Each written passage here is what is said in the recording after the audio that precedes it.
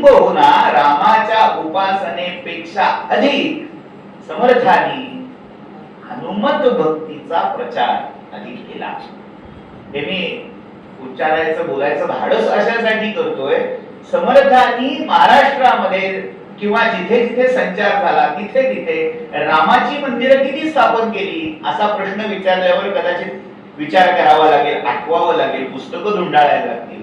पण मारुती किती स्थापन केले असं म्हटल्यावर अक्षरशः आडगावातला एखादा माणूसही आमच्या गावात समर्थांनी स्थापन केलेला मारुती असं सांगताना तुम्हाला दिसेल.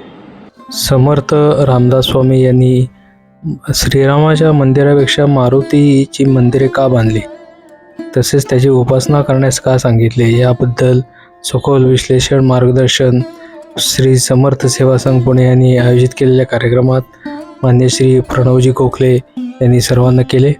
त्याचा हा भाग आपल्यासाठी. नमस्कार. ज्ञानमूर्ती म्हणता येईल अशा प्रकारचे प्रणव गोखले आज आपल्याकडे आलेले आहेत.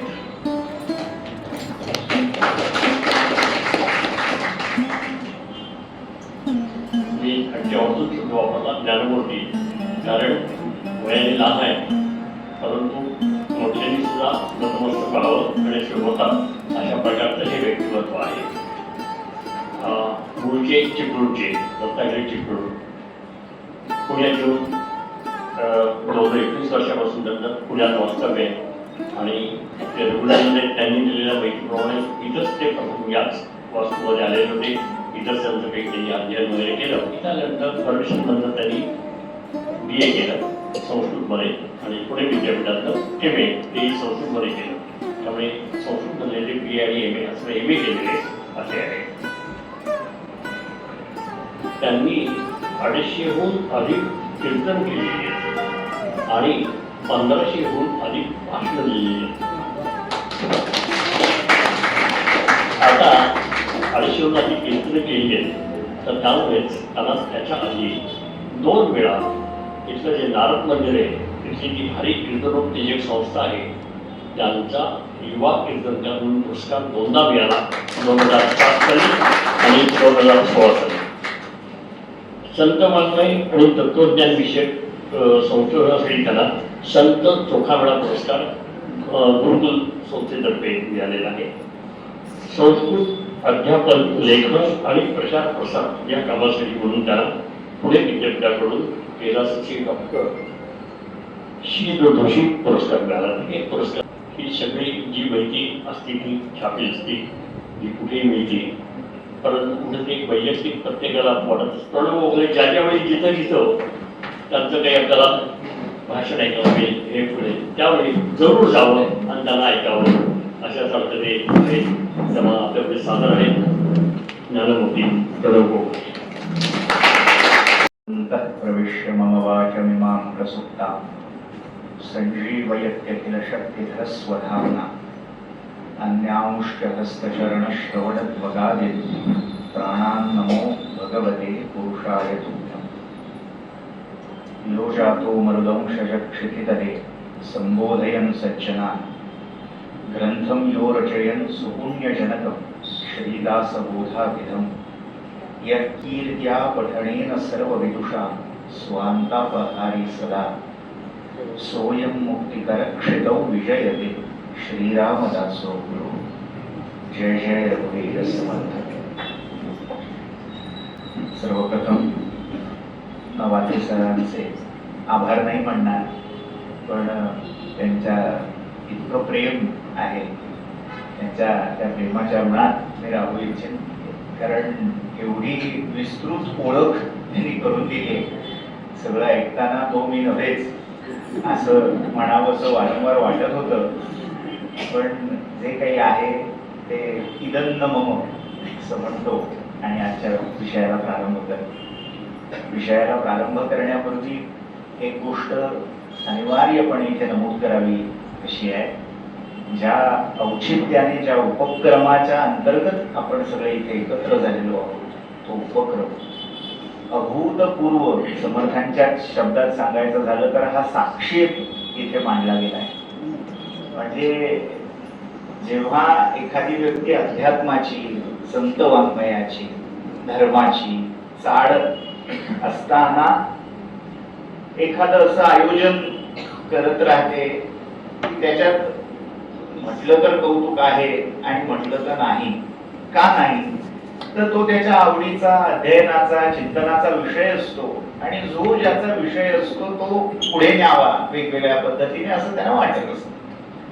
पण या सगळ्याची केवळ कौटुंबिक पार्श्वभूमी आहे, पण वैयक्तिक पार्श्वभूमी नसताना अभ्यासाचा, आवडीचा, अभिरुचीचा विषय पूर्णतः भिन्न असताना त्या विषयाकडून इकडे येणं आणि निव्वळ समर्थांच्या प्रेमापोटी आणि आपल्या तीर्थरूपांनी जे व्रत सुरू केलं, जो यज्ञ सुरू केला, तो अखंड चालत राहावा, ते ज्ञानसत्र अखंड चालत राहावं यासाठी ज्याने तो ध्यास घेतला आणि ही शतवर्षाची सत्र, ही ज्ञान परंपरा इथे अव्याहत नंदादीपासारखी जागी ठेवली. त्या कुलकर्णी काकांना प्रारंभी अभिवादन करतो. एक विनंती,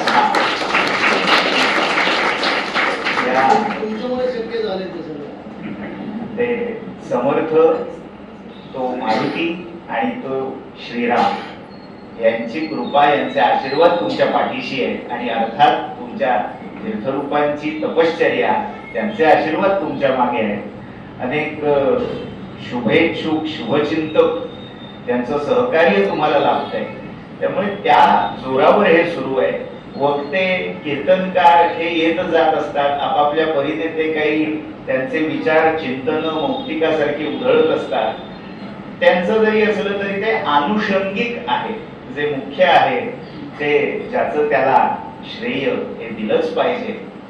समर्थ अशीच आपल्यावर, आपल्या या उपक्रमासाठी जे जे प्रत्यक्ष सहकार्य करतायत त्या सर्वांवर आपली कृपा वर्षत राहोत.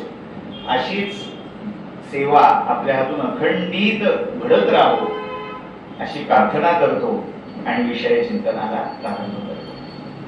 आजचा जो विषय आहे समर्थांचा हनुमंत, खरं तर माझ्यापेक्षा सर्वार्थाने अधिकारी अशा वक्त्यांनी यावर्षी माहित नाही, पण अनेक वर्ष हे ज्ञानसत्र शतवर्ष सुरू आहे, त्यामध्ये या विषयावर मांडणी केलेली असेल. त्याच्यात कदाचित काही नवं आपल्याला हाती येईल, गवसेल असं नाही. पण अध्यात्म किंवा धर्मचिंतन हा विषय असा आहे की जेवढं पुन्हा पुन्हा ते करावं तेवढं ते घट्ट बळकट होत राहतं. सरांनी असं सांगितलं की मी इंग्लिश शब्द वापरत नाही, पण तो मी मोह आवडतो, कारण जरा थोडी बोली भाषा आज इंग्रज आलेली असल्यामुळे तेही शब्द मध्ये मध्ये घालायचा प्रयत्न करतो, ते पटकन कळावं यासाठी. एक मसल मेमरी नावाचा विषय आहे आपल्याकडे. जर दार्शनिक परिभाषेत त्याला म्हणायचं झालं तर प्रत्यभिज्ञा असं त्याला म्हणता येईल.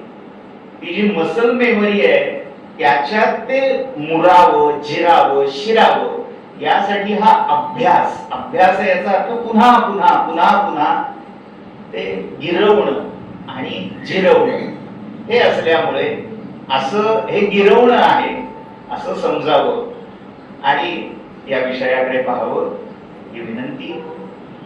समर्थ जेव्हा हनुमंताचं वर्णन करतायत, आता समर्थांची जी सगळी काव्यरचना आहे त्याचे मुख्यत्वे 3 प्रकार, 3 प्रवाह त्याच्यामध्ये आपल्याला दाखवता येते. एक जो प्रवाह आहे तो बालांसाठी आहे, म्हणजे ज्याला अध्यात्मामध्ये, ज्याला धर्मामध्ये, संप्रदायामध्ये गती नाही असा, बाल म्हणजे प्रत्येक वेळी वयाने लहान असा धरायचा नाही, ज्याला सुरुवात करायची, पुन्हा शुद्ध मराठीत बिगिनर असं आपण म्हणूया त्याला, त्या बिगिनर साठी अशी काही रचना समर्थांनी केलेली आहे. बालानाम सुखबोधाय, म्हणजे ज्याला ओनामा गिरवायचा आहे, श्री गणेशा करायचा आहे त्यांच्यासाठी अशा काही रचना. थोडे वरच्या इयत्तेत गेलेले असे काही साधक आहेत, त्यांच्यासाठी देखील समर्थांनी काही रचना केलेल्या आहेत.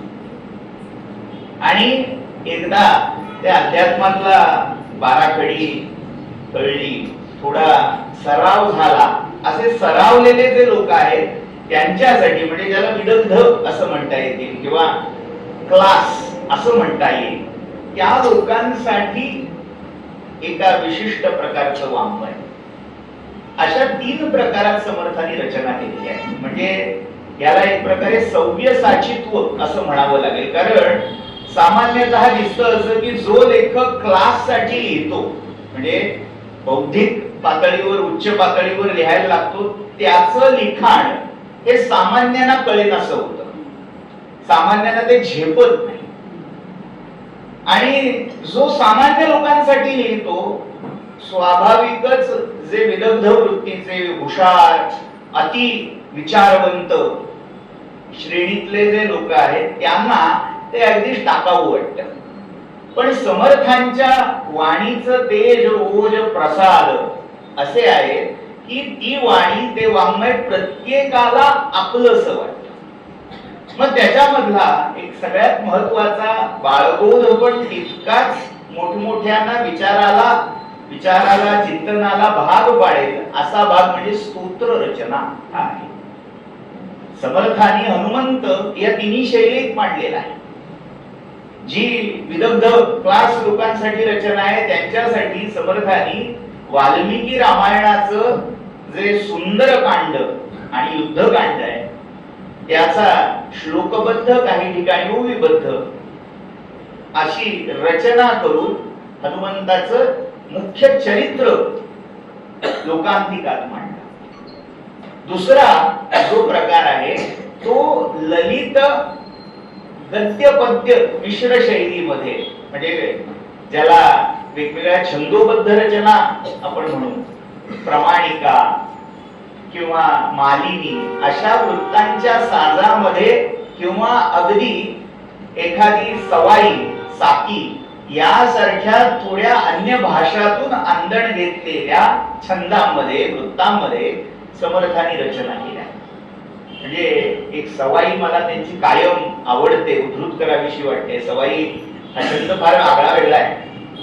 हा हिंदुस्थानी भाषेमधून आपल्याकडे घेतला गेला आहे. मूळ मराठी भाषेत तो दिसत नाही तितका. समर्थांच्या आधी कदाचित चितळे सर आहेत, ते याबद्दल अधिक प्रकाश टाकू शकतील. पण समर्थांच्या आधीच्या वाङ्मयामध्ये जेवढी संस्कृत वर्णाची छंदोवृत्त वापरली गेली तेवढी छंदोवृत्त समर्थांच्या नंतर आपल्याला दिसत नाही. आणि समर्थांनी जेवढी आधुनिक चेहऱ्याची छंदोवृत्त आपल्या वाङ्मयामध्ये वापरली, हाताळली, ती त्यांच्या आधी दिसत नाही. म्हणजे याच्यावरून आपल्याला एक म्हणायला मुद्दा इथे दिसतो की समर्थांची ही पिढी आहे, समर्थांचं जे युग आहे ते एका सांस्कृतिक आणि साहित्यिक परिवर्तनाचं युग ठरलं असं म्हणता येईल. मुक्तेश्वरी वळण असेल किंवा अगदी एकनाथांचं वळण असेल, ही एक मागची पिढी मागे पडली आणि समर्थांनी पुन्हा शुद्ध मराठीत डायनॅमिक अशा रचना करायला प्रारंभ केला. म्हणजे जेव्हा आपण शब्द रचना पाहतो त्या शब्द रचनेमध्ये सुद्धा एक तेज, ओज, बल, तो साक्षेप हा पुन्हा पुन्हा दिसायला. मी सवाईचा उल्लेख केला. सवाई हा छंद केव्हा वापरला जातो? जेव्हा एखादा बादशाह किंवा एखादा सत्ताधीश जेव्हा सिंहासनारूढ होण्यासाठी दरबारामध्ये येतो, म्हणजे जुन्या मराठीत स्वारी आली वाटतं. ती स्वारी आल्यावर दोन बाजूला जे भल्लारडी चोपदार असायचे ते वेगवेगळी बिरुद, वेगवेगळ्या त्याच्या ज्या काही पदव्या असायच्या त्या काही वेळेला स्वतः घेतलेल्या असायच्या, काही वेळेला मुल्ला मौलवींनी दिलेल्या असायच्या. अशा त्या सगळ्या उपाधी, पदव्या यांचं लांबच्या लांब असं आस्ते कदम आस्ते कदम असं ऐकलेलं असेल. तर अशी ती बिरुदावली, अशी जी त्याची गुणवर्णन आहे ती करण्यासाठी हा छंद वापरायचे सवाई.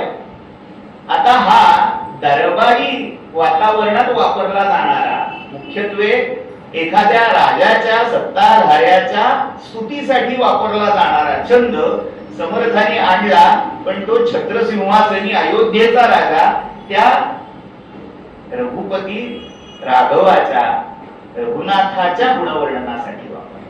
ही दृष्टी म्हणजे जेव्हा ती वाणी हिंदुस्थानी कवींची एखाद्या बादशहाच्या गुणवर्णनासाठी वेचली जात होती, तिथे त्या सगळ्या प्रतिभा, शैली या सगळ्यांचा विनिमय समर्थांनी रघुनाथाच्या भक्तीच्या प्रसारासाठी केला. त्यामुळे रघुनाथ परिवारातल्या ज्या देवता आहेत त्यांचंही वर्णन प्रसंगाने, अनुषंगाने समर्थांनी या छंदोवृत्तात केलं. मारुतीचं वर्णन करताना ते म्हणतात, रामदूत रामदूत वायुसूत भीम गर्भजुत्पती, जो नरात वानरात भक्ती प्रेम व्युत्पत्ती, दास दक्ष स्वामी पक्ष नीर काज सारथी, वीर जोर शीर जोर धक्क धिंग मारुती, वीर जोर शीर जोर धक्क धिंग मारुती. असं म्हटल्यावर सुद्धा अगदी शेंदार शिपाई असला तरी त्याच्या नसा नसामध्ये तो उत्साह भरून जावा, असे हे शब्दातले ओज तेजाचे गुण आपल्याला दिसतात. म्हणजे ही ज्याला थोडी साहित्याची जाण आहे, ज्याला थोडी समज आहे की काय असतं काव्य, काय असतं त्या काव्यामागचं ते लालित्य, यांना झेपेल अशा या रचना दिसतात.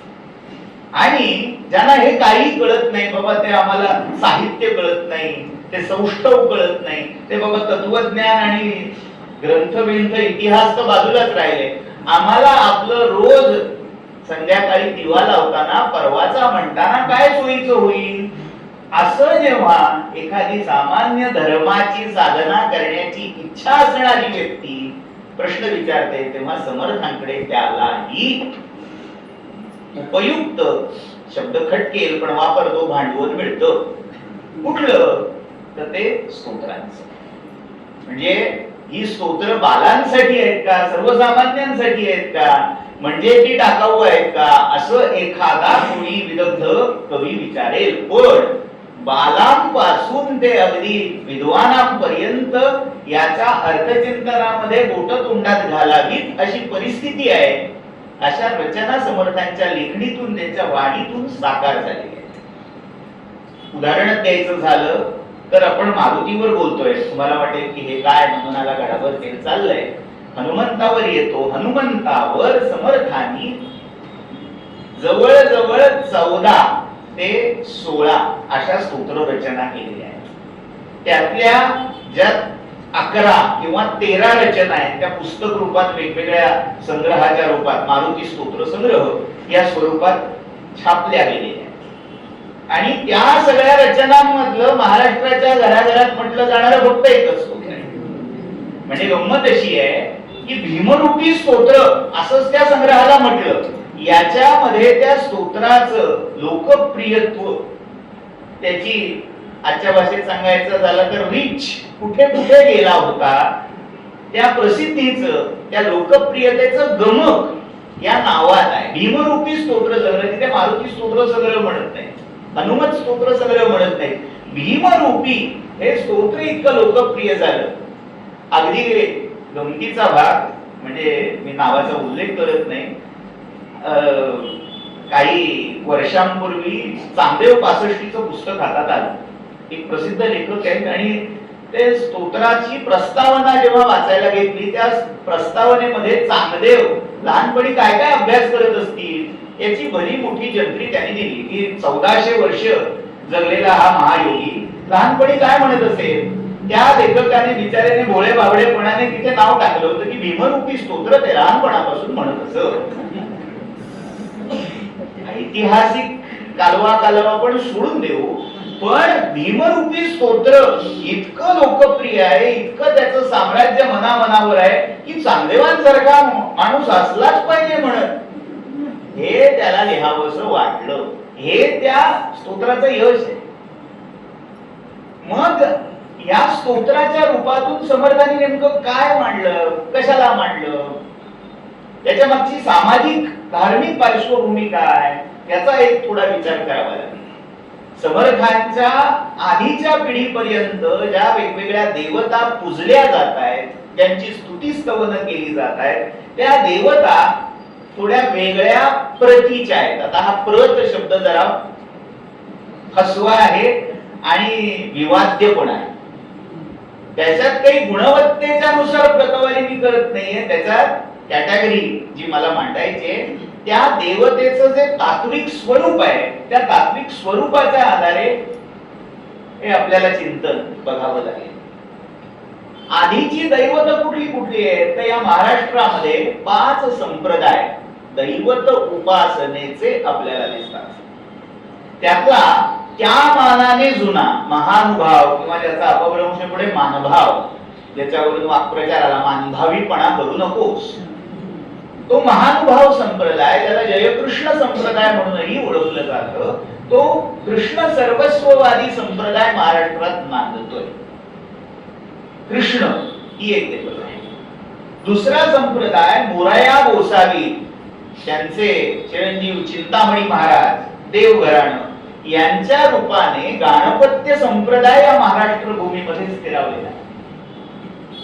तिसरा संप्रदाय हा अगदी सर्व घराघरात पोहोचलेला, जो मुळात भागवत संप्रदाय आहे, पण त्या भागवत संप्रदायाला जे एका यात्रेचं तीर्थाटनाचं प्रारूप दिलं गेलं, त्याच्यावरून रूढ झालेला वारी करणारा वारकरी संप्रदाय हा तिसरा महत्वाचा संप्रदाय. या व्यतिरिक्त अजून 2 संप्रदाय महाराष्ट्रात होते आहेत. त्यातला एक महत्वाचा संप्रदाय म्हणजे लिंगायत वीरशैव संप्रदाय, बसवेश्वरांच्या रूपाने स्थिरावलेला. आणि जो त्याच्या पुढचा संप्रदाय आहे तोही तितकाच महत्वाचा आहे, पण त्याची व्याप्ती ही सर्व संप्रदायामध्ये यांना त्या स्वरूपात झाली. तो म्हणजे दत्तात्रेयांचा संप्रदाय. मानभाव म्हणजे महानुभावांनीही दत्त दैवत स्वीकारलेला आहे, वारकऱ्यांनीही दत्त दैवत स्वीकारलेला आहे, शैवांनीही दत्त दैवत स्वीकारलंय, आणि गणेशाचे उपासक, गणेश विद्येचे प्रवर्तक म्हणूनही गाणपत्य अगदी महाराष्ट्रात फार दिसत नाही, पण भारतामध्ये दिसणाऱ्या शाक्त संप्रदायांनीही हे दत्त दैवत स्वीकारलेलं आहे. असे 5 वेगवेगळे उपासना संप्रदाय मुळात असताना समर्थांनी मात्र एक वेगळं बिऱ्हाड महाराष्ट्रामध्ये मांडलं. मी बिऱ्हाड हा शब्द विचारपूर्वक जबाबदारीने वापरतो. याचा अर्थ असा नव्हे की राम हे दैवत महाराष्ट्राला माहिती नव्हतं. वारकरी संप्रदायामध्ये नारायण, विष्णू आणि अनुषंगाने विठ्ठल, कृष्ण या मुख्य आराध्य देवता असल्यामुळे त्याच्या अवतारात एक नाव रामाचं होतं. त्यामुळे अगदी रामकथा, रामचरित्र याचे अनेक वर्णन, प्रसंग, अभंग हे नामदेवांच्या गाथापासून आपल्याला मिळतात. किंवा रामकृष्ण हरी हा जो ज्ञानोबांनी दिलेला मंत्र आहे त्यामध्येही रामाचा अंतर्भाव आपल्याला दिसतो. एकनाथ महाराजांनी या सगळ्याचा समन्वय साधत काळाची गरज लक्षात घेऊन भावार्थ रामायण, पुन्हा जे वाल्मिकी रामायणाच्या पावलावर पाऊल न ठेवता शिवरामायणाला प्रमाण मानून चालत. शिवरामायणाची परंपरा मराठी भाषिकामध्ये तितकी नव्हती जेवढी उत्तर भारतामध्ये होती. गोस्वामी तुलसीदास हे त्यांचे समकालीन. उत्तर भारतामध्ये जी वेगवेगळी रामायण प्रचलित होती त्यातलं रामरूप एकनाथांच्या भावार्थ रामायणामध्ये आपल्याला आलेलं दिसतं. पण अशा सगळ्या पार्श्वभूमीवर कितीही जरी झालं तरी राम, ज्याला पुन्हा मुख्य प्रवाहातला, शुद्ध मराठीत मेन स्ट्रीम मधला देव म्हणून तितका स्वीकारार्ह झाला न होता. रामाची उपासना जुनी होती. आपल्याला नागपूर जवळ रामटेक आहे, तिथे रामाच्या स्थानाचा उल्लेख इतका जुना आहे की चक्रधर स्वामींनी आपल्या पूर्वाश्रमामध्ये तिथे वारी करायला जाण्याची इच्छा व्यक्त केली होती असा इतिहास आपल्याला सांगतो. पण तरीही ज्या लोकप्रियतेचा आपण निकष बाकीच्या देवतांना लावतो तितका निकष राम या दैवताच्या बाबतीत आपल्याला प्रभावी दिसत नाही समर्थांच्या आधीपर्यंत. तो एक अवतार, तो एक आदर्श, तो एक उत्तम पुरुष या वेगवेगळ्या रूपामध्ये सांगितला गेला, पण त्याला केंद्रित करून समाजाला त्याच्या भोवती फिरवणं, चिंतन प्रक्रिया त्याच्या भोवती फिरवणं हा प्रकार अगदी अपवादाने आपल्याला समर्थांच्या आधी दिसतो. समर्थांनी हे सुरू केले. मात्र या सगळ्यात मुख्य गंमत अशी आहे, त्या रामाच्या उपासनेमध्ये किंबहुना रामाच्या उपासनेपेक्षा अधिक समर्थांनी हनुमत भक्तीचा प्रचार अधिक केला. हे मी उच्चारायचं बोलायचं धाडस अशासाठी करतोय, समर्थांनी महाराष्ट्रामध्ये किंवा जिथे जिथे संचार झाला तिथे तिथे रामाची मंदिरं किती स्थापन केली असा प्रश्न विचारल्यावर कदाचित विचार करावा लागेल, आठवावं लागेल, पुस्तकं धुंडाळायला लागतील. पण मारुती किती स्थापन केले असं म्हटल्यावर अक्षरशः आळगावातला एखादा माणूसही आमच्या गावात समर्थांनी स्थापन केलेला मारुती असं सांगताना तुम्हाला दिसेल. म्हणजे असं म्हटलं तर वावगं होऊ नये की महाराष्ट्रातल्या गावागावात ही अहमअहमिका आहे.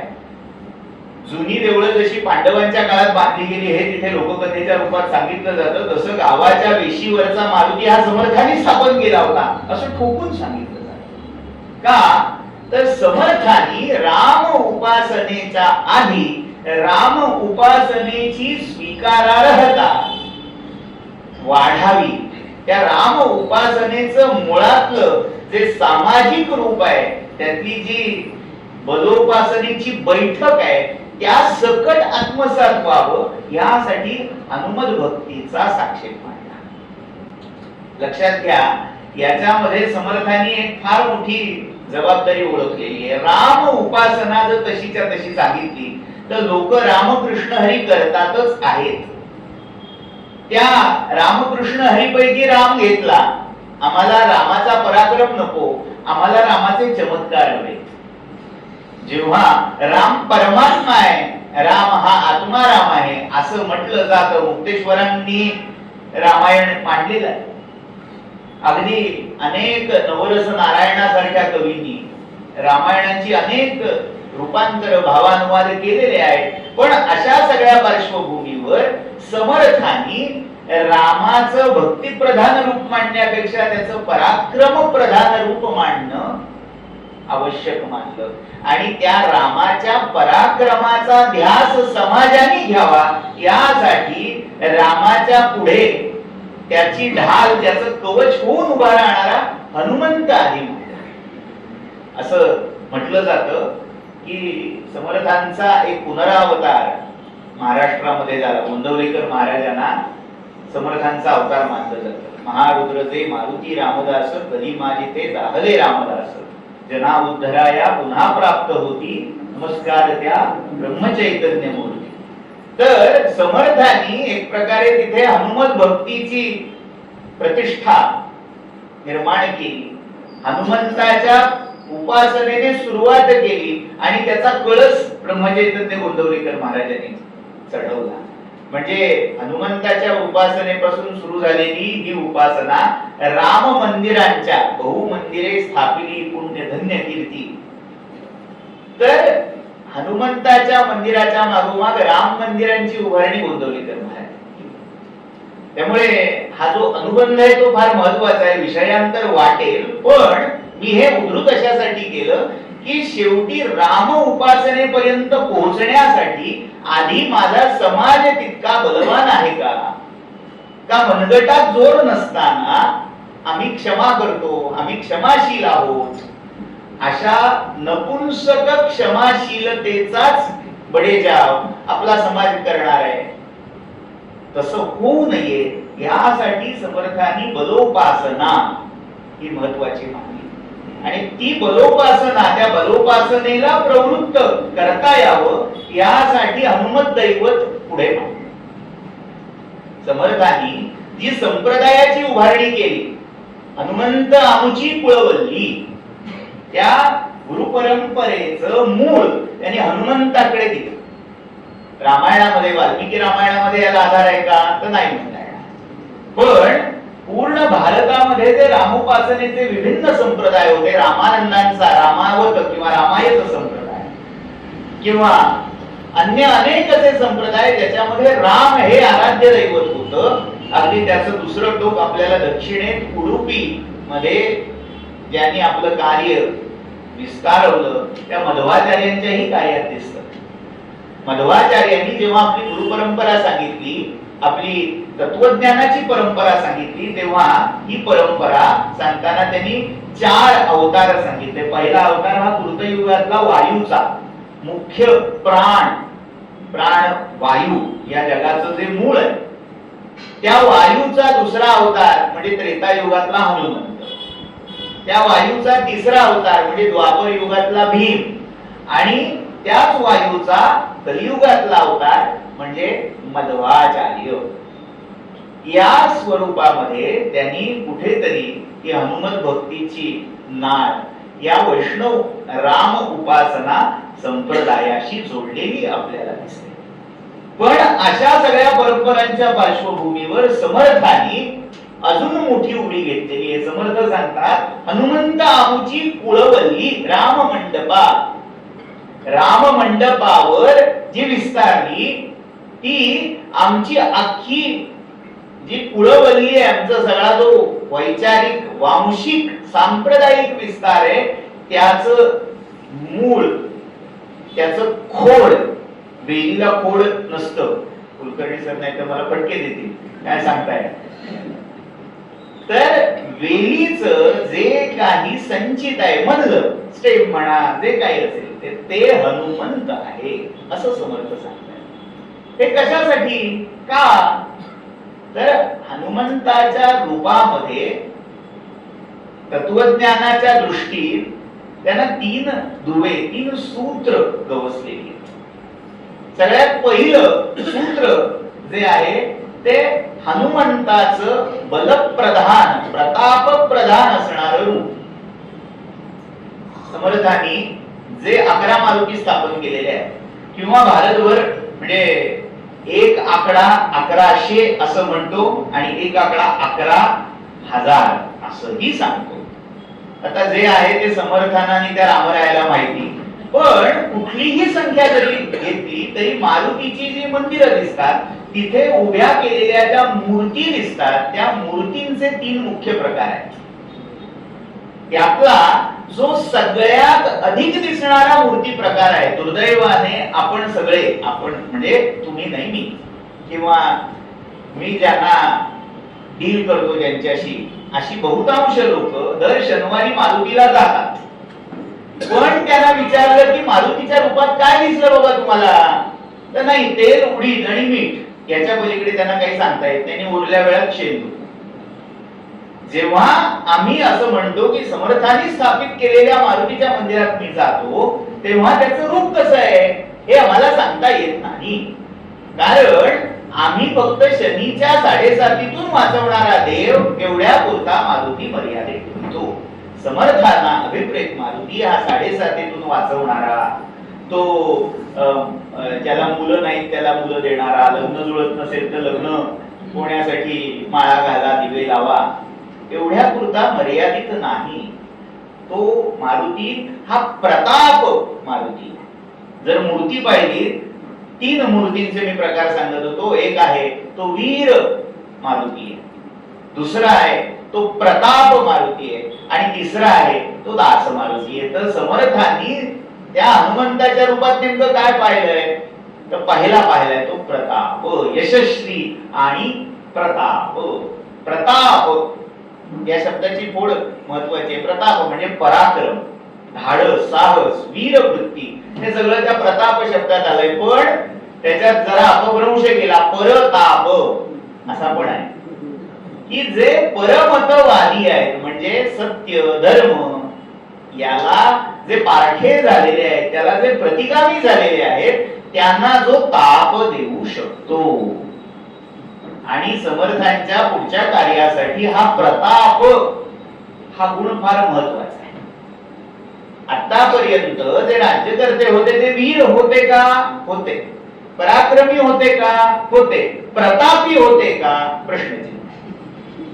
प्रताप आणि पराक्रमात नेमका फरक काय आहे? पराक्रमामध्ये मी पराक्रम करतोय, पण तो कोणासाठी सांगता येत नाही. तो कदाचित माझा चालविता बोलविता धनी आहे, त्याच्या मर्जीसाठी.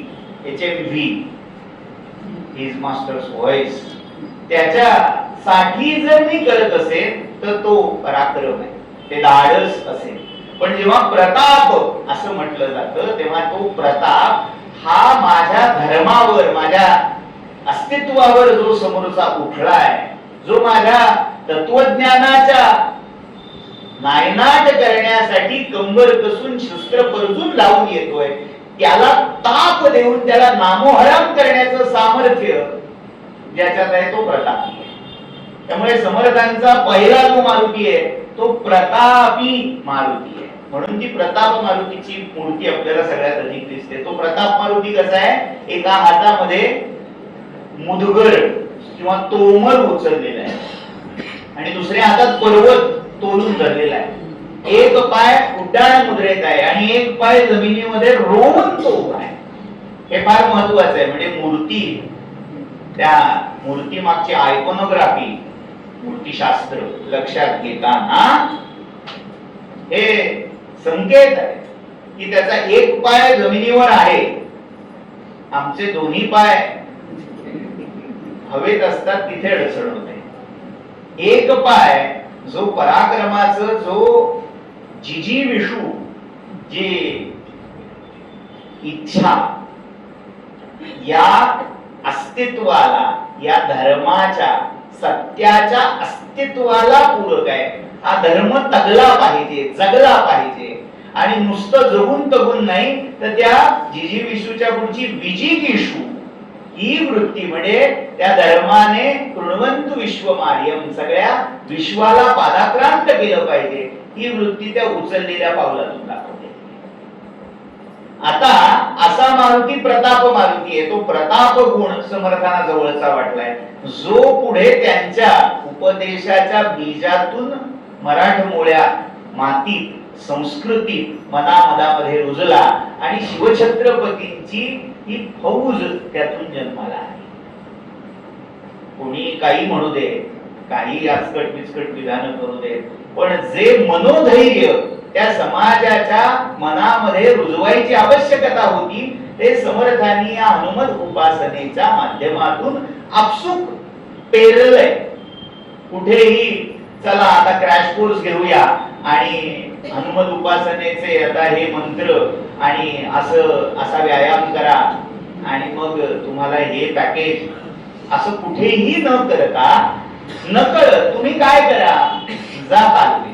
तालमीत काय दिसणार आहे? तिथे तो प्रताप मारुती असणार आहे. तिथे जाऊन फक्त स्तोत्र म्हणून तेलाची बुधली ती करून घरी यायचं नाहीये. तर त्या मातीत थोडी कसरत झाली पाहिजे. मुदगर त्या मारुतीच्या हातात न देता आपल्या हातात आली पाहिजे, ती फिरवली गेली पाहिजे. ती सामाजिक जाणीव समर्थांनी आपसूक रुजवली. बरं, दुसरा मारुती आहे तो वीर मारुती. आता याचं जर मूर्ती संकेत पाहिले तर वैशिष्ट्यपूर्ण आहे. हा मारुती कधी शांत नसतो. तो जसा चळवळ्या मारुती आहे, हातात पर्वत घेऊन उड्डाणाच्या मुद्रेमध्ये असलेला हा मारुती, याचे दोन्ही पाय जमिनीवर असतात, पण एक हात कमरेवर आणि दुसरा हात चपेटदान मुद्रेत उगारलेला असतो. ही चपेटदान मुद्रा आहे. भरतनाट्याचा जर आपण मुद्रा संकेत पाहिला तर त्याला पताका मुद्रा असं म्हटलं जातं. आता ही पताका कुठली आली? पुन्हा आपण जे संध्याकाळी म्हणतो ना, त्यातल्या ओळी आठवायच्या. हनुमंताच्या हातात काय आहे? ध्वजांगे उचली बाहो आवेशे लोटला पुढे. हनुमंताच्या हातात रामायणामध्ये कुठेही गदा नाही. हा, मी वारंवार सांगतो, कारण आपल्या सिरियल्सनी आपल्या डोक्यात इतकी प्रतिमा भिनवून टाकली आहे की मारुती म्हटला की गदा असलीच पाहिजे. मारुतीचा वाल्मिकी रामायणातल्या पूर्ण चरित्रामध्ये जेमतेम दोन प्रसंग आहेत जिथे काहीतरी शस्त्र हनुमंताने हाती घेतलंय. त्यातला एक प्रसंग आहे युद्धकांडातला आणि एक प्रसंग आहे सुंदरकांडातला. जेव्हा जंबूमाली आक्रमण करायला आला अशोक बलिका विध्वंस करताना, तेव्हा त्याने तोमर मारुतीवर फेकलं. तोमर म्हणजे लोखंडी गदा एक प्रकारचे. ते तोमर मारुतीने वरच्यावर झेललं आणि त्याच तोमराने त्या जंबूमालीला यमसदनाला पाठवलं. हा एकमेव प्रसंग असा आहे जिथे मारुतीने ती गदा उचलून त्याचा प्रयोग केल्याचं आपल्याला दिसतं. एरवी मारुतीच्या हातात काय आहे तर समर्थ सांगतात ध्वजांगे उचली बाहू ध्वजांग. आता ध्वज कसला आहे? 3 प्रकारचे संकेत त्या ध्वज या शब्दात दडलेले आहेत. पहिला संकेत आहे वायुपुत्र. आपल्याकडे अष्टदिक्पाल अशी संकल्पना आहे. 8 दिक्पाल, 8 दिशांचे 8 देव पालक. त्यातला वायव्य दिशेचा जो देव आहे तो आहे वायू. प्रत्येक देवतेला रक्षण करण्यासाठी एक एक आयुध, एक एक शस्त्र अलॉट केलेलं आहे. का तर कोणाची टोळधाड कुठल्या दिशेने येईल सांगता येत नाही. आमच्या देवता प्रत्येक दिशेला शस्त्र सज्ज होऊन आमचं रक्षण करतात. हा संकेत आहे. म्हणजे समाजाने राहताना कसं राहायचंय? जर देव शस्त्रधारी असतील तर आपल्यालाही शस्त्र चालवता आलं पाहिजे. नुसते हात जोडून चालणार नाही. हा बोध नकळतपणे त्यातून करून दिलेला आहे. तर वायव्य दिशेचा जो वायू आहे त्याचं आयुध काय आहे तर तो ध्वज सांगितलेला आहे. फ्लॅग. शुद्ध मराठीत एक शब्द आहे तो फ्लॅग बेरर, की जो सगळ्यात चमूचा सेनेचा नायक असतो, जो सगळ्यात पुढे चालतो. आपण मारुतीचा अजून एक श्लोक म्हणतो रामरक्षेमध्ये. कोणी सांगू शकेल? तुमची परीक्षा नाही घेते. हा, मनोजवम मारुततुल्य वेगम जितेंद्रियम बुद्धिमतां वरिष्ठम वातात्मजम वानर श्रीरामदूतं शरणं प्रपद्ये. त्यातला हा जो यूथ मुख्यम हा शब्द आहे तो फार महत्वाचा आहे. हनुमंत हा वैयक्तिक प्रताप करण्यात रमून गेलेला आहे. प्रतापी मारुतीपेक्षा वीर मारुती का वेगळा आहे? लोकांना वाटतं सेमच असणार की तो प्रताप करतो, हा वीर आहे. वीर याचा एक अर्थ असा आहे की जो दुसऱ्यांमधली वीर वृत्ती प्रेरित करतो, तिला हात घालतो, तिला साथ घालतो. मारुती काय आहे? तो नुसता एकटा प्रकार एकल पराक्रम करण्यात धन्यता मानत नाही. तो आपल्यासारखे अनेक आपल्या हाताशी उभे करतो. समर्थे समर्थ घडवावे तरीच समर्थ म्हणवावे. जे पुढे समर्थाने केलंय ते त्यांची कुळवल्ली असलेल्या मारुतीने करून दाखवले. हनुमंताने नेमकं काय केलंय? अनेक बरोबर कोण होती? वानर होती. पण त्या वानरांना ज्याचा आधार वाटावा, आपला आदर्श वाटावा असा हनुमंत झाला. आणि त्या सगळ्या लीडरशिपचं प्रतीक म्हणून हातात ध्वजांगे, ध्वज अग्रभागी घेऊन उभा आहे. ध्वजाचा वायूचं आयुध. आता तुम्हाला वाटेल ध्वजाने काय करणार? ध्वजाने बरंच काही होत. आपल्याला असं वाटतं की काय ध्वज म्हणजे आता बंदुकीसारखी गोळी सोडत नाही, धनुष्यासारखा बाण सोडत नाही, तलवारीसारखा घाव करत नाही. ध्वज काय? पानिपतच्या युद्धामध्ये सगळ्यात मोठं ठरलेलं आयुध दुर्दैवाने दुसऱ्या पक्षाचं ते ध्वज होतं. हे माहिती आहे का आपल्याला? जेव्हा तो मराठ्यांचा झरीपटका ध्वज खाली आला त्या क्षणी पराभवाला सुरुवात झाली. मराठे दिवसाच्या पूर्वार्धापर्यंत पानिपतावर जिंकत होते, सरशी होत होती, पण त्याला ढालगज म्हटलं जायचं. आता आज कोणाला म्हटलं जातं तो प्रश्न नाहीये. जुन्या मराठीमध्ये ढालगज म्हणजे मुळात तो ढालगज असं व्हायला हवं. तो शब्द ध्वज ज्या हत्तीच्या पाठीवर रोवलेला असायचा त्याला ढालगज म्हणायचे पूर्वी. आज आता तो जो ध्वज आहे, सदाशिवराव भाऊ जेव्हा विश्वासराव दिसत नाही म्हणून उडी मारून खाली आले तेव्हा जणू काही तो मराठा सैन्याचा ध्वज नाहीसा झाला. आणि तो नाहीसा झाला म्हटल्यावर सगळ्या सेनेचं मनोधैर्य, मनोबल नाहीच होतं. त्यामुळे हे ध्वज हे सगळ्यात मोठं शस्त्र आहे, अस्त्र आहे असं म्हणायला हरकत नाही. त्यामुळे अशा प्रकारे जो रामनामांकित ध्वज, रामाच्या नावाचा म्हणजे नुसतं नाव त्याच्यावर कोरलेलं होतं असं नव्हे, तर रामाचं ब्रीद, सत्यरक्षण, धर्मरक्षण हे जणू काही त्या ध्वजाच्या रूपाने मारुती स्वतःच्या हाती वागवत होता.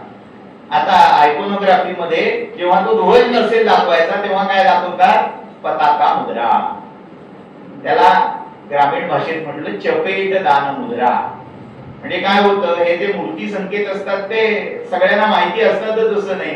मग काय मारुती काय करतोय, ये तुला थोबाडीत देतो असं म्हणतोय, असं एखादी आधी सांगून जाते. मग त्याच्यावरून शब्द रूढ होतो हा चपेट दान मुद्रा. तो वीर मारुती, प्रताप मारुतीच्या रूपामध्ये स्वतः प्राणावर उदार होऊन पराक्रम करण्याची वृत्ती आहे. वीर मारुतीच्या रूपामध्ये केवळ मी पराक्रम करून माझं नाव पुढे करीन असं नाही, माझ्यासारखे अनेक लोक माझ्या मागे सेनेच्या रूपामध्ये उभे राहतील ही प्रेरणा त्या वीर मारुतीच्या रूपात आहे. त्यामुळे प्रताप आणि वीर मारुती हे समर्थांचे मुख्य आहे. पण ह्या दोघांबरोबर तिसरं रूप सांगायला समर्थ विसरलेले नाही, ते आहे दास मारुती. आता अनेकांनी आक्षेप घेतला याच्यावर, तो मारुती दास कसा, तो एवढा महापराक्रमी होता. केलंय की दास मारुती नव्हताच. वाल्मिकी रामायणाला दास मारुती मान्य नाही, त्यांना फक्त वीर मारुती वाल्मिकींना मान्य आहे. असो, अन्य कारण असतील, पण समर्थांनी हनुमंत सांगताना त्याचं दासरूप देखील तितकंच ठळक मांडलं. आता हे दासरूप का महत्वाचं आहे? अनेकांना लगेच वाटेल की दास्यत्व यातनं दाखवायचं होतं, मग त्यातून पुन्हा एक आधुनिक काळामध्ये समाजामध्ये दृढमूल झालेली तत्व प्रणाली, तत्व चिंतन पद्धती आपल्याला दिसते, जी सांगते दास होणं म्हणजे शोषित होण्यासारखं आहे. तुम्हाला वाटेल काय या उड्या चालल्या, हे बिंबवलं जातं. दास होणं म्हणजे काय आहे, पण तिथे दाखवलं काय गेलं, समाजामध्ये दोनच वर्ग आहेत, दोनच विभाग आहेत. एक जो वर्चस्व गाजवतोय, जो सत्ता गाजवतोय, जो आधिपत्य गाजवतोय आणि ती सत्ता गाजवता गाजवता शोषण करतोय, आणि दुसरा जो दास्यत्व करतोय, जो सेवा करतोय, जो चाकरी करतोय, जो कायम आज्ञाधारकपणा करतोय, पण तोच चक्की में पीस रहा है, तो शोषित होतोय. एक शोषक वर्ग आणि एक शोषित वर्ग या स्वरूपामध्ये आम्हाला दास दाखवला गेला. दुर्दैव आहे, भारतामध्ये जिथे दास मारुती पूजला जात होता तिथे भारतातला समाज दास केलं ही शिवी असल्यासारखं वापरलं जाऊ लागलं. काय दुर्दैव आहे बघा. भारतीय समाजाने दास्यत्व किंवा दास होणं हे कमी प्रतीचं मानलेलं नाही. फक्त महत्वाचं काय आहे, दास होणं किंवा दास्यत्व पत्करणं कोणाचं असावं या बाबतीत प्रश्न आहे. आता दुर्दैव काय होतं, जे दास्यत्व विमोचन करू पाहतात ते स्वतः आपल्या वासनांचे नाही तर कुठल्या तरी HMV मोठ्या नेत्याचे दास असतात, पण ते दाखवत नाहीत. आणि दुसरे जे स्वतंत्र विचाराचे, स्वतंत्र कर्तृत्वाचे लोक असतात ते स्वतःला दास म्हणून घेणं कमी प्रतीचं मानतात. पर्यायाने काय, यांनी आम्ही दास नाही असं दाखवलं आणि यांनी आम्ही दास नाही हे दाखवण्यासाठी पराक्रम केला. थोडक्यात दास ही शिवी होऊन राहिली. पण जर हनुमंताचं चरित्र आपण पाहिलं तर दास होणं ही शिवी नाहीये.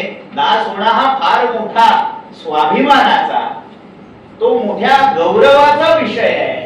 हे आपल्याला हनुमंत चरित्र दाखवतं. आणि याची आठवण समाजाला कायम व्हावी, राहावी, यासाठी समर्थांनी रामासमोर मांडताना मारुती हा दास मारुती म्हणून मांडला. आजही आपण चाफळला जेव्हा जाऊ तेव्हा चाफळला दोन मारुती आहेत. मागे जो मारुती आहे तो प्रताप मारुती आहे आणि पुढे जो मारुती आहे तो दास मुद्रेतला आहे. दासाचं स्वरूप फार महत्वाचं आहे. हे जे दास्य रूप समर्थांना अभिप्रेत आहे त्या दास्य रूपामागचे संकेत लक्षात घेणं गरजेचं आहे. नाहीतर मग पुन्हा गोंधळ होतो आणि मग शोषक आणि शोषित अशी भेळ आपल्याही डोक्यात होऊ शकते.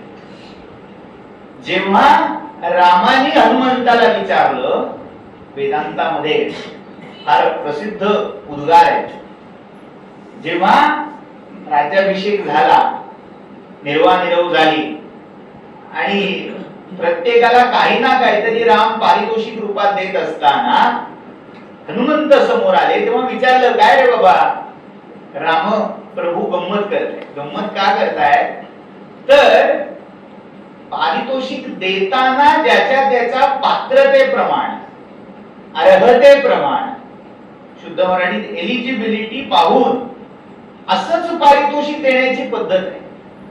उगीच न मागता, पात्रता नसताना काही देऊ नये असा संकेत आहे. त्यामुळे रामानी परीक्षा पाहायला विचारलं, कस्त्वम, कोण आहेस बाबा? त्यांना काही मारुती माहित नव्हते असं नाही. पारितोषिक द्यायला त्या सिंहासनावर, पट्ट सिंहासनावर बसले. विचारलं, कोण आहे?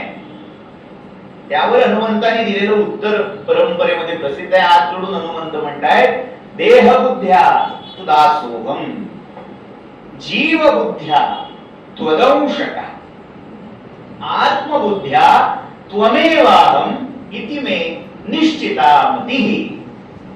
हनुमंत काय सांगतायत?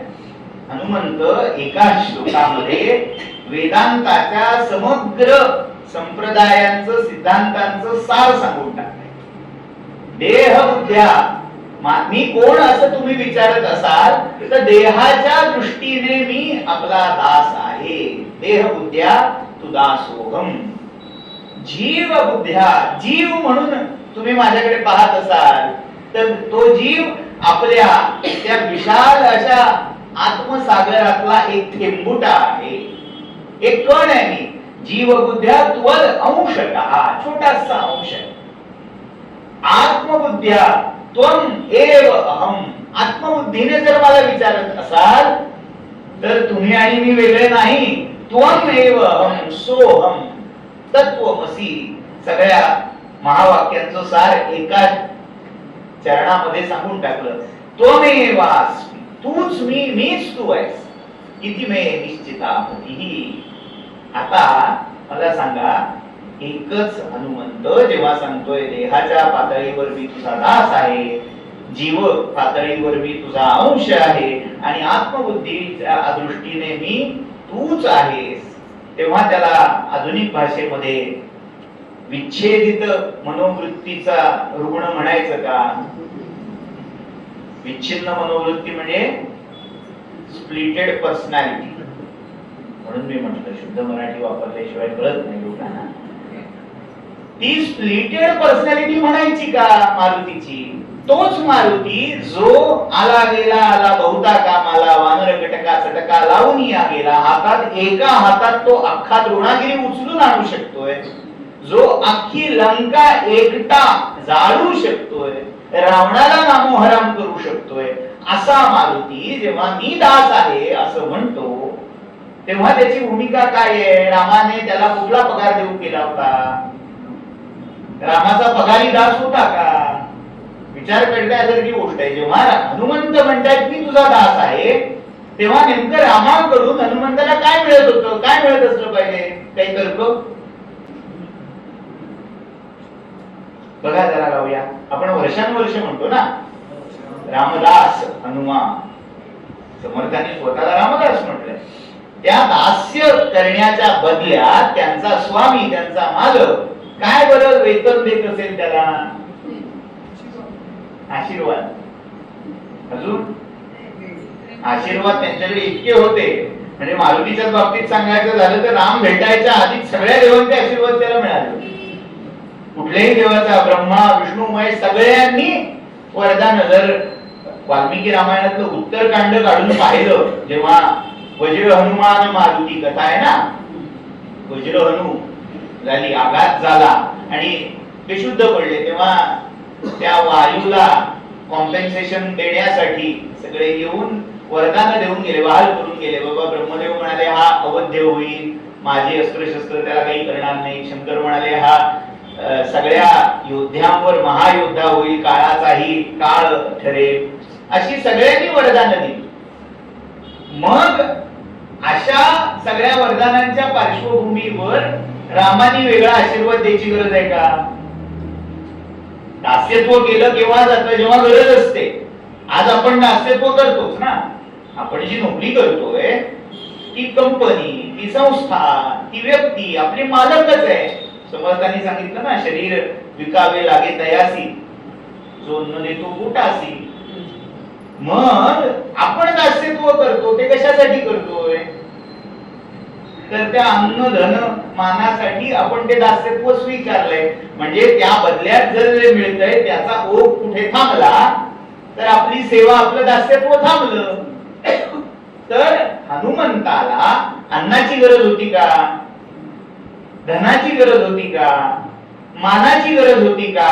मग वनवासाचं व्रत पत्करलेल्या रामाकडून त्याला कुठलं वेतन मिळत असेल? का म्हणाला असेल तो मी तुझा दास आहे? त्याचं उत्तर असं आहे, राम हा साक्षात धर्माची मूर्ती आहे. वाल्मिकीनी शब्द वापरलाय रामो विग्रहवान धर्म. हा, राम म्हणजे चालता बोलता धर्म आहे. आणि हनुमंत जे दास्य करतोय ते कुणा व्यक्तीचं दास्य करत नाहीये, तो धर्माचं दास्य करतोय. धर्माच्या करिता अमास जगती रामाने धाडी आले. हे दास्य म्हणजे मला कुणीतरी पैसे द्यावे, चांगलं म्हणावं यासाठी नाहीये, तर ते धर्म रक्षणाचं कार्य करायला राम सिद्ध झालाय, सज्ज झालाय. आणि त्याच्या कार्यात पडेल ते काम करण्याची जबाबदारी माझी आहे. या धर्मरक्षणाच्या जाणीवेतून ते दास्यत्व हनुमंतांनी स्वीकारलेलं आहे. म्हणजे असं दास्यत्व करणारी किमान एका गावातून एक माणूस जरी आज बाहेर पडला तर भारताला त्याचा सगळा भूगोल इतिहास बदलायला वेळ लागणार नाही असं मला वाटतं. पण दुर्दैव काय, आम्हाला दास्यत्व जे शिकवलं जातं, आमच्या मनावर जे बिंबवलं जातं ते विकृत मनोवृत्तीतून आलेलं असतं. त्यामुळे दास्य वृत्ती समर्थांनी दिली, नुसती दिली नाही, स्वतःपासून सुरू केली. म्हणून दास असं नाव घेतलं. त्यांना घेता आलीच ती ना. तुम्ही जर जरा पुन्हा समकालीन असे संदर्भ पाहिले, संतांची नावं पाहिली, त्या महंतांची नावं पाहिली, तर दास हे काही फार प्रशस्त नाव नव्हतं. म्हणजे अगदी धर्मस्मृतीतला संदर्भ पाहायचा झाला तर प्रत्येक वर्णाने आपल्या नावापुढे कोणती बिरुद किंवा उपाधी लावावी याचे संकेत ठरलेले होते. तर त्याच्यामध्ये शूद्रांनी स्वतःला दास म्हणावं असं वचन दिसतं. आता लगेच बघा कितीही न मनोवृत्ती, त्या सगळ्या मागच्या धारणा समजून घेतल्याशिवाय पुन्हा जजमेंटल होऊ नये. असतो मुद्दा हा की दास हा जो धर्म आहे, सेवा धर्मो परम गहनः असं शास्त्रांनी पण म्हटलेलं आहे. सेवा करणं हे फार दुरापास्त आहे. आपण जे करू ते आपल्या मालकाला पसंत पडणं हे किती दुरापास्त आहे. त्याचा जवळजवळ प्रत्येकाला यांना त्या प्रकारे अनुभव आलेला असतो की सगळं अगदी छान केलं नाही पण असा उरतो. बरोबर आहे ना? तर काही वावगं बोलतोय.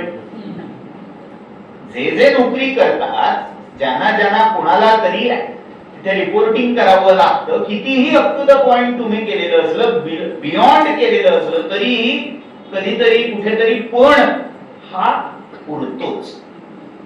असं असताना हनुमंत ती पत्करतायत चाकरी आणि त्यांच्या चाकरीला, त्या दास्याला रामानीही आजच्या भाषेत सांगायचं झालं तर तितकंच अप्रिसिएशनही वेळोवेळी दिलेलं आहे.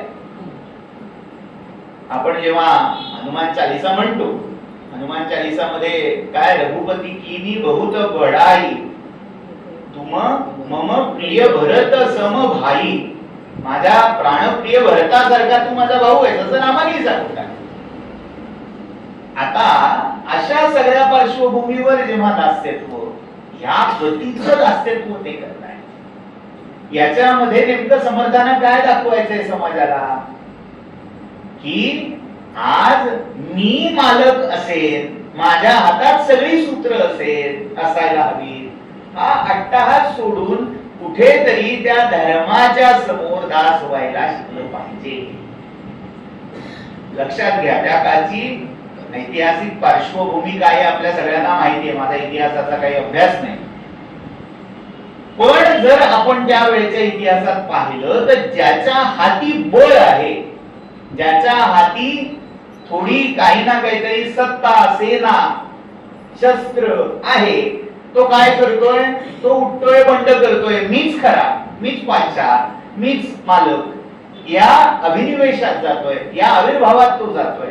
मग या सगळ्या पार्श्वभूमीवर कोणीतरी तो म्हणतोय ते खरं, तो म्हणेल ते करणं योग्य, मी माझी मत ही कितीही त्याच्यापेक्षा विपरीत असतील मी बाजूला ठेवी, तो म्हणतोय तिथे माझ्या प्राणपणाने ते पूर्ण करण्यासाठी समर्पित करीन.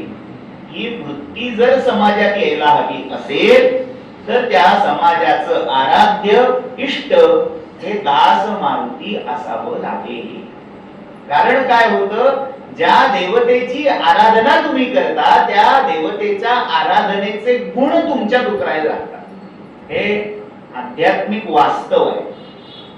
अध्यात्मशास्त्रामध्ये एक संकेत आहे की आपलं ध्यान म्हणजे आरशात दिसणारे नव्हे, गुरूंनी ज्या देवतेचा मंत्रोपदेश तुम्हाला केलेला आहे त्या मंत्रात्मक देवतेचं ध्यान कसं असावं, तर ते शांत, आनंदमय, सच्चिद आनंद घन असावं. ते उग्र असू नये, ते मारक असू नये, ते कोणत्याही प्रकारच्या विपरीत भावना दर्शवणार असू नये. हा संकेत का रूढ झाला, तर जसा तुमचा देव, जशी तुमची साधना, तशी तुमची प्रवृत्ती व्हायला लागते.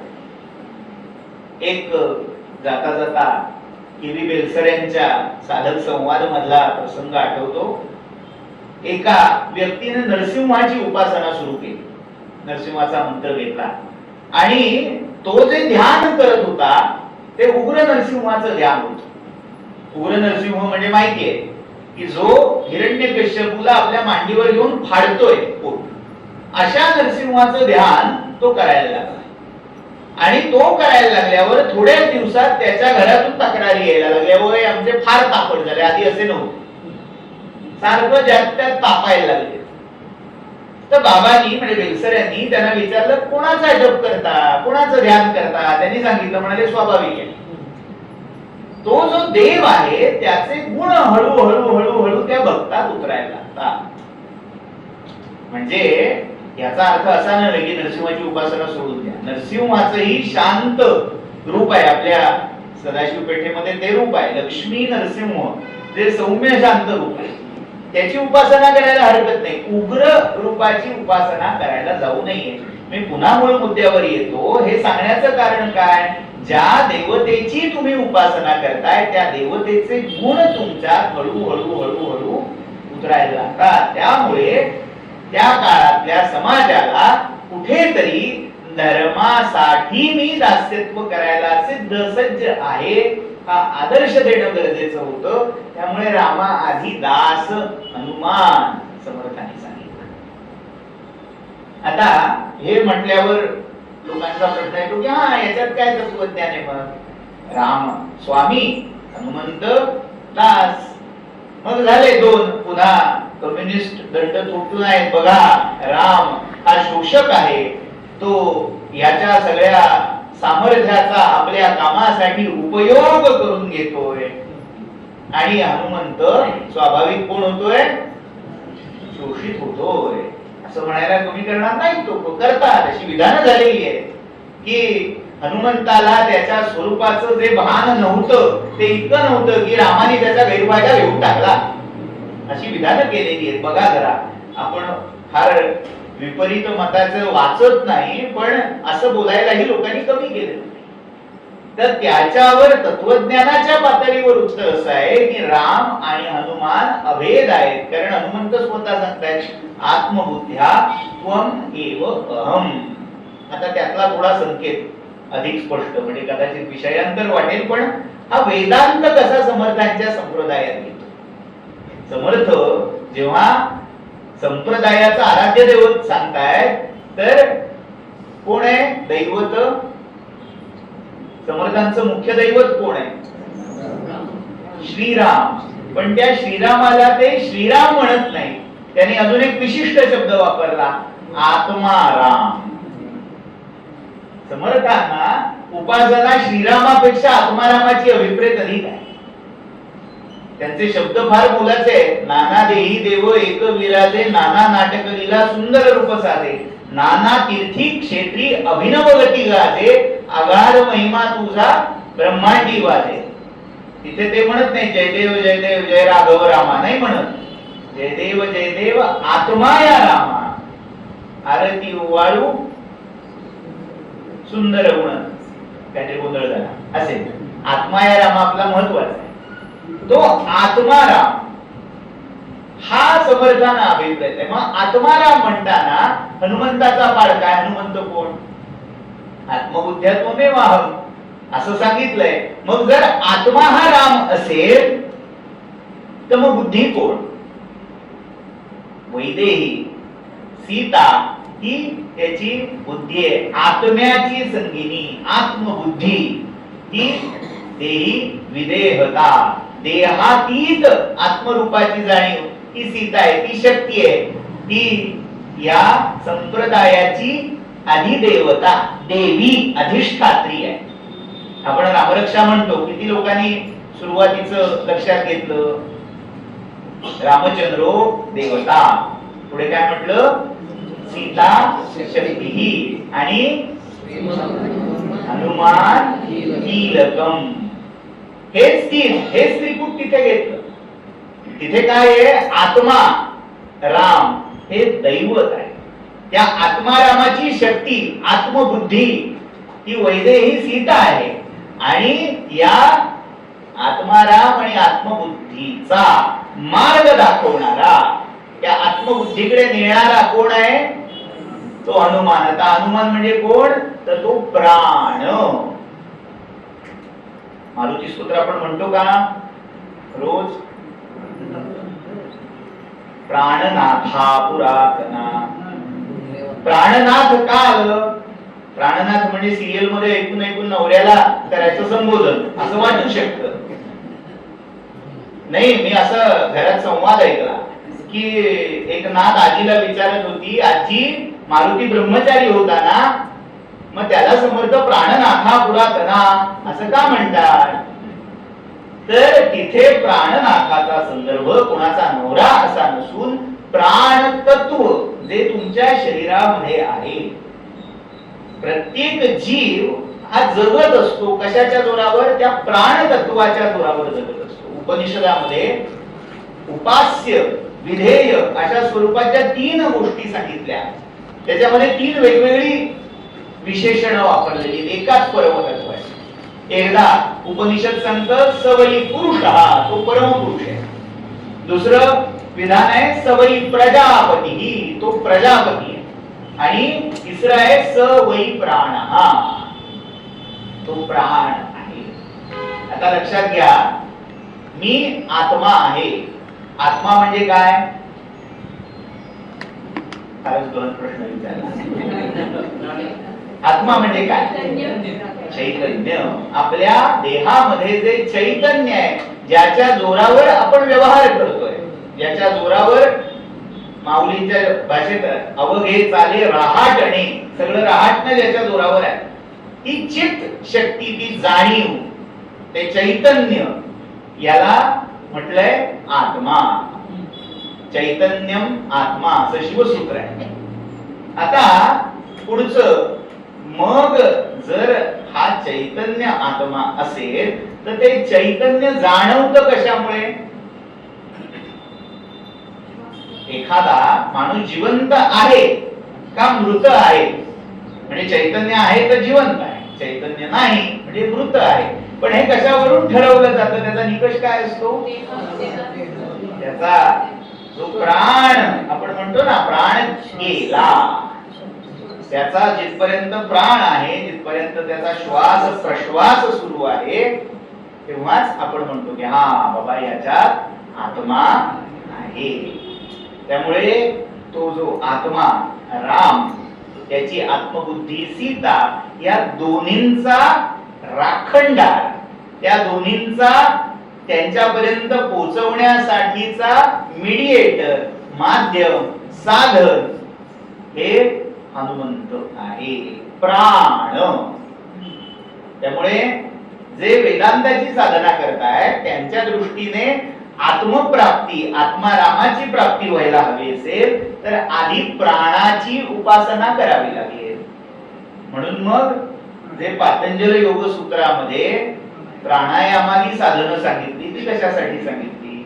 तर ती पर्यायाने आत्मारामाच्या, आत्म्याच्या साधनेसाठी ती प्राण साधना ही अवश्यंभावी सांगितली. म्हणजे रामाच्या उपासनेसाठी हनुमंताची उपासना, याचा आध्यात्मिक संकेत आत्म्याच्या उपासनेसाठी आधी प्राणाची साधना, हा देखील समर्थांनी इथे अनुस्यूत करून सांगितलेला आहे. म्हणजे असं वाटतं लोकांना की समर्थांनी फक्त रामायण म्हणजे मायथॉलॉजी, आम्ही शब्दही वापरतो काय, मायथॉलॉजी आहे रामायण म्हणजे, मिथक, कल्पित. रामायण ही मिथक कल्पना नाहीये, तो इतिहास आहे. आणि इतिहास याचा अर्थच असा होतो की हे असं होत, आणि जरी होत तरी त्या होत्याचा जे आत्ता होत आहे त्याच्याशी अविच्छिन्न संबंध आहे. त्यामुळे समर्थांनी या कुठल्या तरी रामाची आणि मारुतीची उपासना सांगितलेली नाही. तो जो आपल्या प्रत्येकाच्या अंतरंगामध्ये आत्माराम आहे, त्या आत्मारामाची आणि त्या आत्मारामापर्यंत जो आपल्याला पोचवतो, आपली जाणीव तिथपर्यंत नेऊन ठेवतो, त्या प्राणाची, म्हणून प्राणनाथा पुरातना अशा हनुमंताची उपासना सांगितलेली आहे. म्हणजे समर्थांचा हनुमान जेव्हा पाहतोय तेव्हा केवळ ऐतिहासिक, केवळ इतिहास, केवळ कथा, केवळ पुराणातल्या या दोन दैवत कल्पना एवढ्या पुरता हा सगळा विषय मर्यादित न होता, जेवढं आपण एक एक त्याचं टर्फल, त्याचं आवरण दूर करत जाऊ. अगदी वाईट शब्दात सांगायचं झालं तर बुडत्याचा पाय खोलात हा अधिकाधिक गुंतत राहतो, जात राहतो असतो, मूळ मुद्द्यावर येतो. समर्थांनी त्या राम साधनेची उत्तम पार्श्वभूमी तयार व्हावी यासाठी हनुमंताचा आदर्श लोकांतामध्ये मांडला. माझ्या अंदाजान आपली वेळही संपत आलेली आहे. आपल्याला किती 7:15 का 7:30?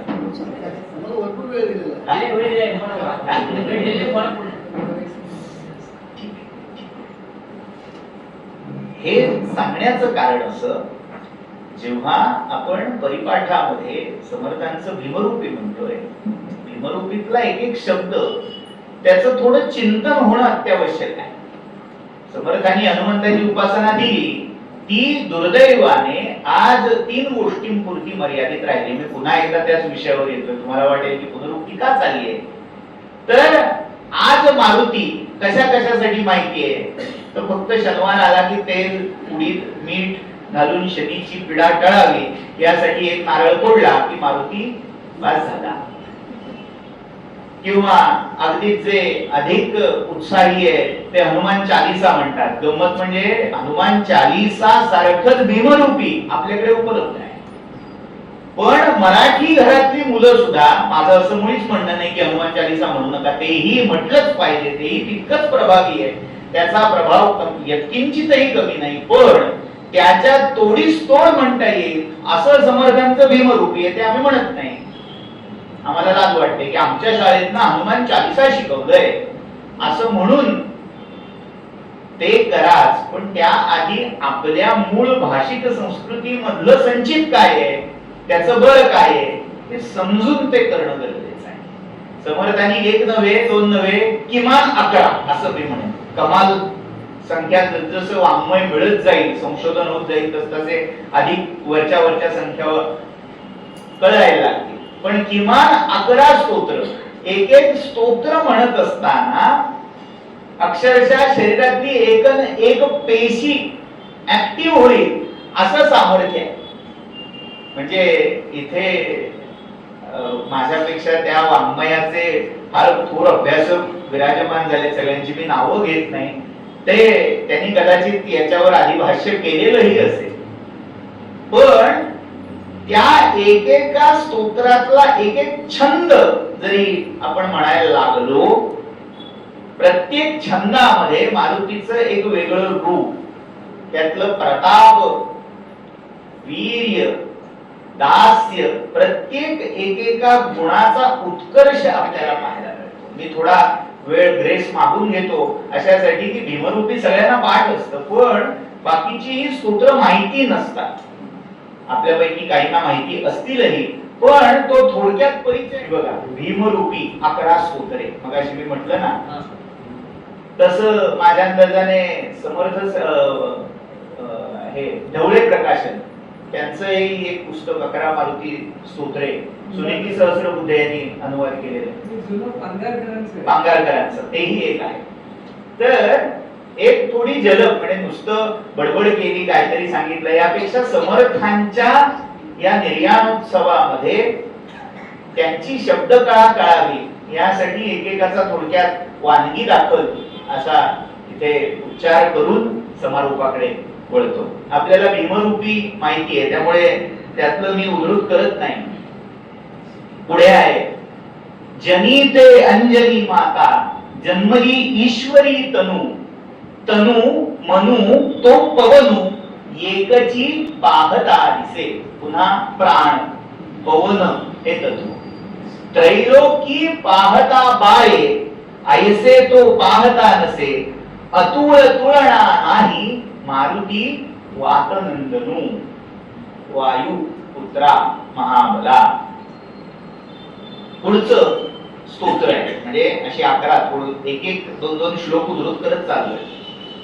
कोपला रुद्र जे काळी ते काळी पाहवेचिना, बोलणे चालणे कैसे ब्रह्मकल्पांत मांडला. ब्रह्मांडाहुनी जो मोठा स्थूळ उंच भयानकू, उच्छते मुरडले माथा पावले शून्य मंडळा. शून्य मंडळा तत्वज्ञान उपनिषदातले ते शून्य मंडळाचे संदर्भ एक असेच्या असे तोडून दाखवता येते. पुढचं वृत्त सुंदर आहे. पुढच्या स्तोत्राचं प्रमाणिका नावाचं वृत्त आहे. आपल्याला थोडं परिचयाचं असतं ते पंचचामर नावाचं वृत्त. पंचचामर वृत्तात 4 चरण असतात आणि त्याचं निम्म केलं, अर्ध केलं, 2 ओळी केल्या की ते प्रमाणिका वृत्त.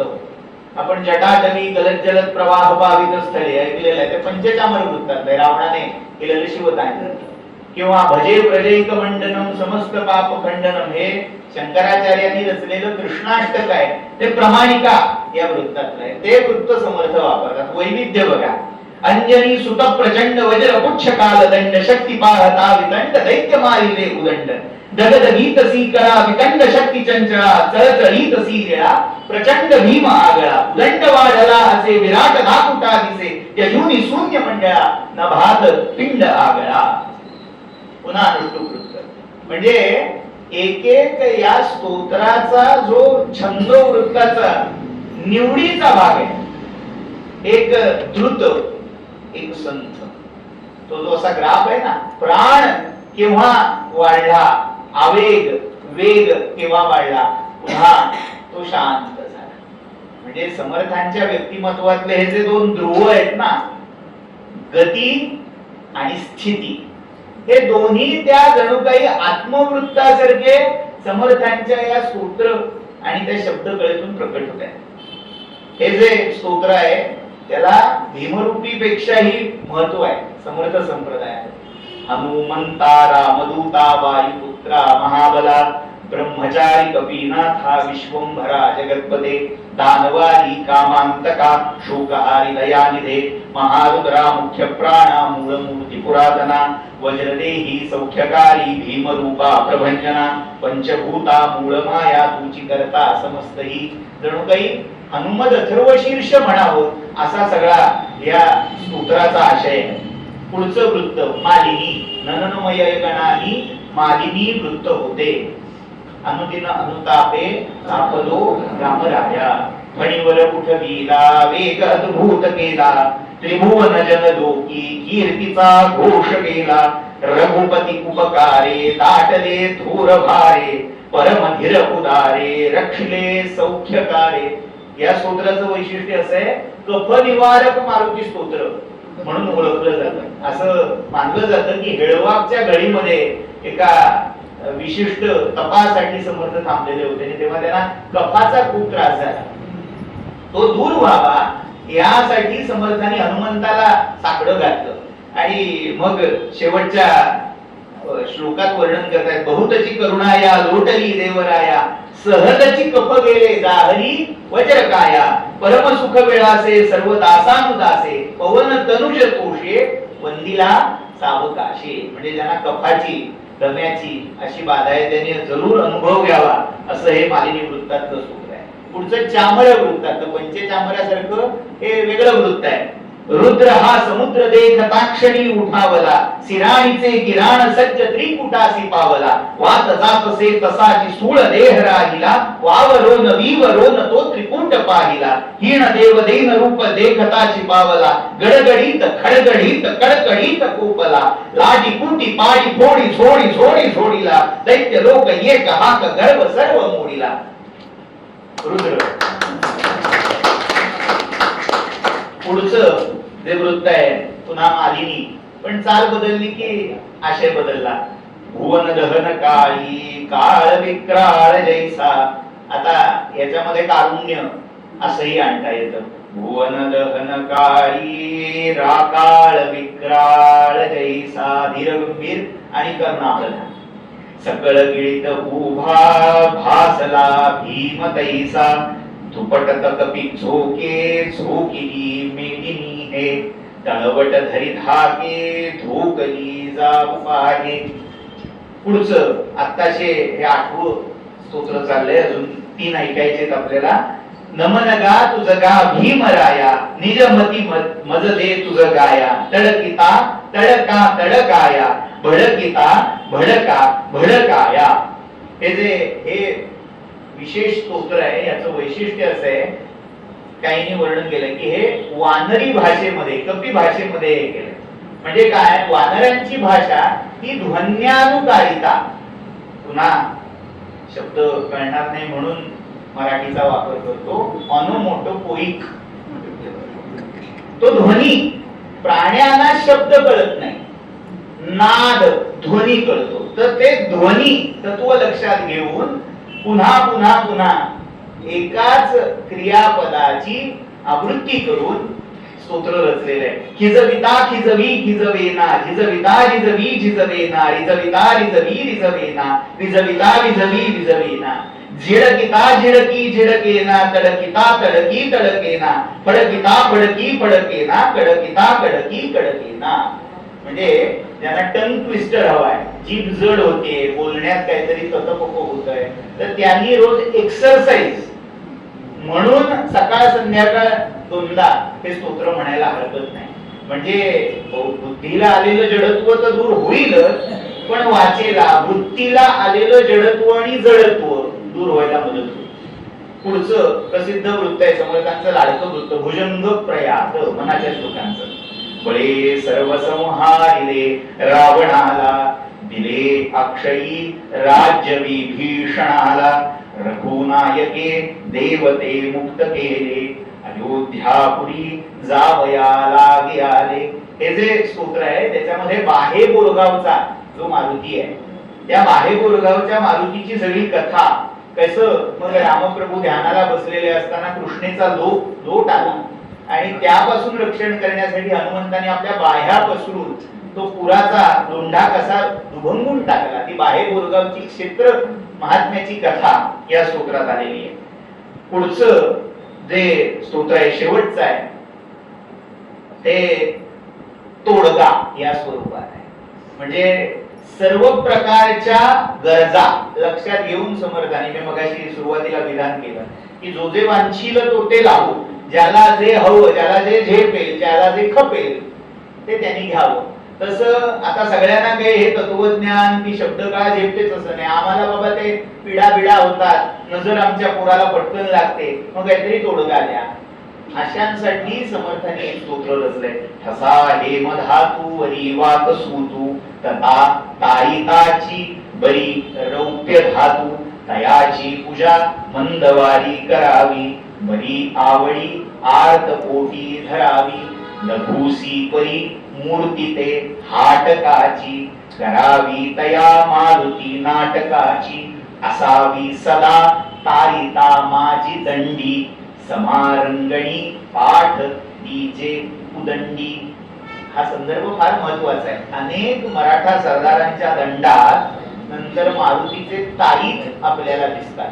तो संदर्भ या मारुती स्तोत्रातला आहे. असतो असा समर्थांनी मांडलेला हा हनुमत भक्तीचा साक्षेप आपण थोडक्यात पाहायचा प्रयत्न केला. अजून सांगण्यासारखं प्रचंड आहे, कारण समर्थांचं वाङ्मयच तितकं उदंड आहे. पण तरी त्यातनं काही विचार कुसुम वेचायचा हा अल्पसा प्रयत्न केला आणि तिथे मांडण्याचा प्रयत्न केला.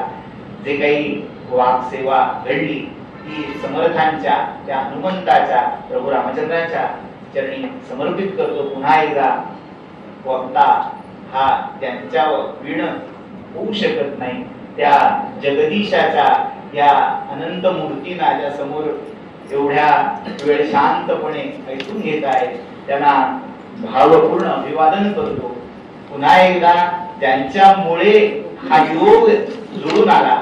जवळजवळ मी पुण्यात आलो त्याला आता 21 वर्ष झाली, पण त्या 21 वर्ष ज्यांचे हे सगळे उपक्रम, उपद्व्याप असं म्हणणार नाही, पण अक्षरशः माझा ते बोलण्याचा अधिकार नाही, पण शब्दातली ती अर्थता कळावी यासाठी एक माणूस वेळ घेतो, वेडा होतो. आणि कुणासाठी? तर त्या समर्थांसाठी. तर असं वेळ आपल्या सगळ्यांना लाभो अशी प्रार्थना करतो. कारण त्यांच्या इतकं ते समर्पित होणं अजून मलाही जमलेलं नाही. ते कुठेतरी पुढच्या वर्षीपर्यंत हळूहळू त्या दिशेने मार्गक्रमणा सुरू होवो अशी प्रार्थना करतो आणि वाणीला विराम देतो.